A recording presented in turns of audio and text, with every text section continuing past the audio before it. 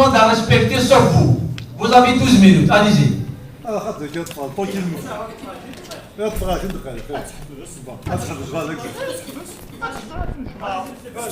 Bon. مثلا تسمثين أجل فيلم مثلا تسمثين أجل فيلم الناس اللي ضربتنا الناس اللي عقلنا المعنى تقصد بابيس وين يفهم اللي يفهم وين اللي يولد.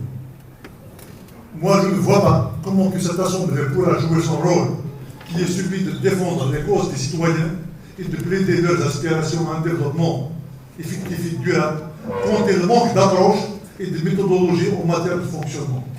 Cela est fait volontairement et consciemment, car on ne suffit de rien. Ceux qui sont en commande s'intéressent beaucoup plus à assouvir leurs intérêts matériels et à gérer leur carrière politique en arrosant ou en concédant des privilèges à des proches et à la clientèle.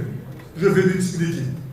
Comment voter le budget supplémentaire sans avoir au préalable débattu et adopté le compte administratif? Le compte administratif est le bilan des dépenses et des réalisations de l'année précédente, d'où ressort les restes à réaliser qui sont reportés au budget supplémentaire. Le Code de Wilaya, dans son article 166, précise que le Wali est tenu de présenter le compte administratif et de soumettre à l'adoption de l'Assemblée après le 31 mars de chaque année, de l'année considérée, date de clôture de l'exercice budgétaire. Mais le président de l'APOI a fait fi de cette disposition de loi parce qu'il a des choses à cacher. Je cite à titre d'exemple les subventions aux associations au chapitre 914-920 dans la section fonctionnement, les subventions aux communes pour la réalisation d'opérations d'intérêt général au chapitre 979 dans la section équipement qui sont répartis dans les coulisses et le cabinet noir. D'ailleurs, les commissions ne disposent pas d'un registre où sont consignés les procès-verbaux avec l'émargement des membres. Afin d'avoir une meilleure visibilité sur les recettes de la Wilaya et leur provenance, et dans le but de réfléchir aux moyens de les augmenter, nous avons saisi la DAN afin de nous communiquer les données du budget des dernières années et l'état détaillé des subventions allouées aux communes minières. Nous avons retiré cette demande lors des sessions précédentes. Encore une fois, l'administration a préféré faire la sourde oreille. Pour parler uniquement de l'actuelle mandature, la commission des finances dont je suis membre n'a pas été associée à la répartition des subventions aux communes et nous n'avons aucune information là-dessus. Le plus grave dans tout cela, c'est le silence des élus sur ces violations. Le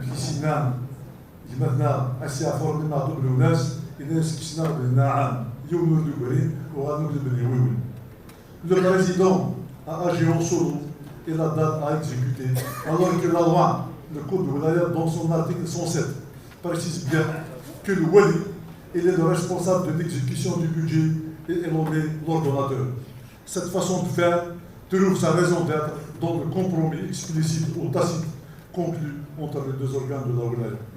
Le Wali a concédé ses prérogatives de gestion, d'exécution du budget de Wilaya au président de la PIOI en contrepartie du retrait de ce dernier ou de la PIOI, de son droit de regard et de contrôle sur le budget de l'État et l'élaboration du programme de développement de la Wilaya qui relève des compétences et des missions pour lesquelles nous sommes élus. L'article 80 du Code de Wilaya,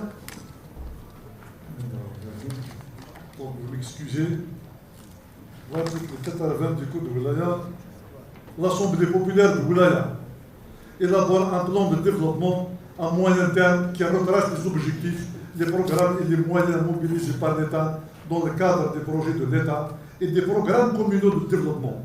Ce plan servira de cadre de promotion et d'action pour le développement économique et social de la Wilaya. Sur ce, Monsieur le Président, chose qui n'est pas faite, sur ce, Monsieur le Président, ce n'est pas pour vous mettre à l'épreuve. Nous savons tous que la PIOI n'a pas fait ce travail. Et dans le cas contraire, je vous demande de le présenter séance tenante pour que la population prenne connaissance et par conséquent contraindre l'administration et le pouvoir politique à l'appliquer et à s'aligner sur les aspirations du peuple. S'agissant du secteur ou du point de situation sur la rentrée scolaire 2023-2024, Messieurs les élus, vous avez tous remarqué que le président de la commission n'a pas fait de lecture de rapport de la commission, car ce point a été introduit à l'ordre du jour à la dernière minute, et c'est juste pour les besoins de combler ou de chambouler l'ordre du jour. Ou peut-être il y a d'autres calculs dont seuls les maîtres des lieux ont le secret. D'ailleurs, la commission de l'éducation n'a pas fait de sortie aux écoles, aux SUEM et au lycée. Elle n'a pas tenu de réunion avec les directions concernées pour cerner l'état des lieux et élaborer un plan de redressement à cet effet et de développement des secteurs qui sera échelonné dans le temps en fonction des priorités. Toutefois, je demande de Wali aux directions concernées de veiller à la bonne marche des secteurs et la prise en charge des préoccupations qui sont bien sûr connues de tous. Le problème majeur réside dans le fait que les délais de réalisation des équipements inscrits à l'indicatif de notre wilaya ne sont pas respectés. Ce qui fait que nous avons une ardoise salée, d'où la difficulté d'avoir d'autres inscriptions au profit du secteur. Pour être efficace, Monsieur le Wali, comme vous l'avez fait entendre la dernière fois, il faut procéder à la délocalisation des projets où il y a des oppositions et les orienter là où il y a besoin. Je passe maintenant au secteur de la santé. Quoique je n'ai pas la maîtrise en la matière, je dirais toutefois que la pandémie du Covid-19 a montré les limites du système de la santé du pays et de la oreille de tissus en particulier. Durant cet épisode, la population a été confrontée au problème du manque d'oxygène au niveau des hôpitaux et des polycliniques. Si ce n'est l'intervention de la société civile et des bienfaiteurs, auxquels nous rendons un grand hommage, le bilan aurait été des plus lourds. Je rends également hommage au personnel de la santé qui s'est mobilisé, qui s'est donné corps et âme pour apporter leur aide aux patients. Aussi, il est évident que nos structures hospitalières souffrent énormément du manque de lits de réanimation, d'où l'urgence d'achever la réalisation des 3 hôpitaux en construction. Celui d'Enhamna, Bouzguen et Matka, qui enregistre un grand retard, il est uniquement à 20%. Et là, nous demandons au directeur de nous fournir des explications convaincantes sur les raisons de ce retard et ce qui est prévu pour son achèvement. Monsieur le directeur de la santé, quoique vous venez tout juste de prendre les choses en main, je vous demande de nous donner les délais exacts de livraison de ces projets. Car vous le savez mieux que moi qu'il ne sera difficile d'avoir l'inscription en réalisation des 4 hôpitaux en étude, celui d'Erdouala, Ouassif, Makala et Ouaginoun. J'ai une autre question, Monsieur le Président. Qu'en est-il de la délibération d'inscription des 4 hôpitaux et des CHU de Tizi Ouzou?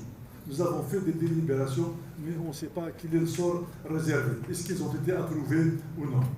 Parce qu'il ne s'agit pas uniquement de prendre des délibérations juste pour la consommation, pour la consommation, il faut être efficace et faire un suivi là-dessus.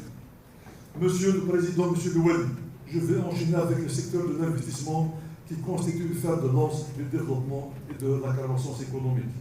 Lors de la session du mois de décembre 2021, la POE a émis des recommandations qui devaient être suivies et mises en œuvre. Présentement ici, je vous demande de nous faire un compte rendu sur les mesures engagées et les résultats obtenus concrètement. Dans le même sillage, et compte tenu que le problème du gel de la zone industrielle de la mise à a été réglé, grâce, je dois le souligner, au travers de la commission de l'investissement qui est arrivée à identifier et à cerner le problème.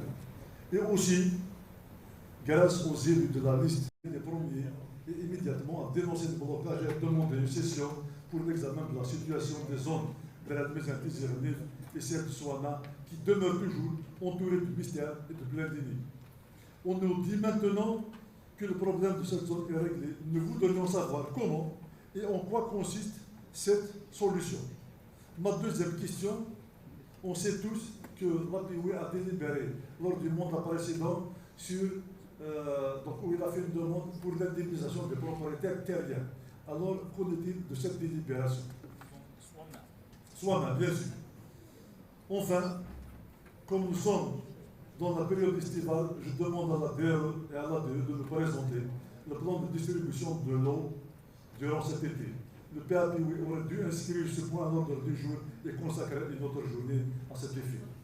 Monsieur le directeur, madame la directrice, vous n'êtes pas sans savoir que beaucoup de villages et de localités souffrent du manque d'eau, à l'instar des communes du sud et du flanc nord de la Oulaya, la Daïra de Douala, de Bouzguel et de Madra. Mais est-ce qu'il y a eu, depuis l'année dernière, la mobilisation d'autres ressources en eau pour améliorer le quotient d'alimentation par habitant et par jour? Qu'en est-il du projet de transfert de l'eau à partir du barrage de Tichihar? Quand est-ce qu'on aura l'achèvement du projet du siècle, celui du barrage de Chocotoneta, qui connaît des problèmes d'arrêt de travaux par l'entreprise turque suite à des factures impayées et la non-finalisation de l'avenant et le règlement des honoraires des frais d'immobilisation du matériel? Quant à la station de dessalement Tiflissin, je demande au président de la POI de nous faire part des suites de l'engagement qu'il lui a fait le ministre et qu'il a annoncé en grande pompe, ainsi que la suite réservée à la délibération prise pour l'inscription de ce projet. Je vais terminer, je ne vais pas tarder donc à terminer. Ce matin même, j'ai été interpellé par les élus de la commune d'Ezmezer et les citoyens de la commune de Bidouala au sujet des souffrances qu'ils ont eues cet été du fait du manque de l'eau, notamment la partie alimentée à partir de la chaîne de distribution Tassador. Et là, nous enregistrons que le quota et la ration réservée à la localité est très insuffisant. Donc, nous vous demandons d'augmenter le volume de pompage, et cela, bien sûr, est possible avec la réalisation d'autres forages au niveau du Bourrel. Nous avons aussi la conduite de diamètre 700 qui connaît des éclatements fréquents, alors qu'il faut inscrire une autre adduction en rénovation pour faire l'économie des pertes importantes qui agacent les citoyens. On nous a promis depuis des années la prise en charge de cette préoccupation, mais on ne voit rien venir. J'ai aussi une autre préoccupation que les citoyens m'ont soulevée, c'est celle de l'UDS du CM à Lillèche à la commune d'Aït Mahmoud. Ce CM a été inauguré en 2022, mais les travaux de cette UDS ne sont pas encore entamés, faute de qualité du paiement, car c'est un véritable problème. Lorsqu'on sait que cette commune est défavorisée en matière de structure. Vous avez une minute, allez-y. Donc, pour le CM, pour l'UDS du CM à Lillèche à la commune d'Aït Mahmoud, dont les travaux ne sont pas encore entamés, faute de qualité de paiement. Je dis que c'est un véritable problème, parce que la commune d'Aït Mahmoud est défavorisée en matière de structure de santé. Ils ne disposent pas de polyclinique ou de salle de soins dans les villages. Alors autant assurer au moins une couverture médicale aux élèves, aux Émirats comme Saha, aux Émirats. Merci, M.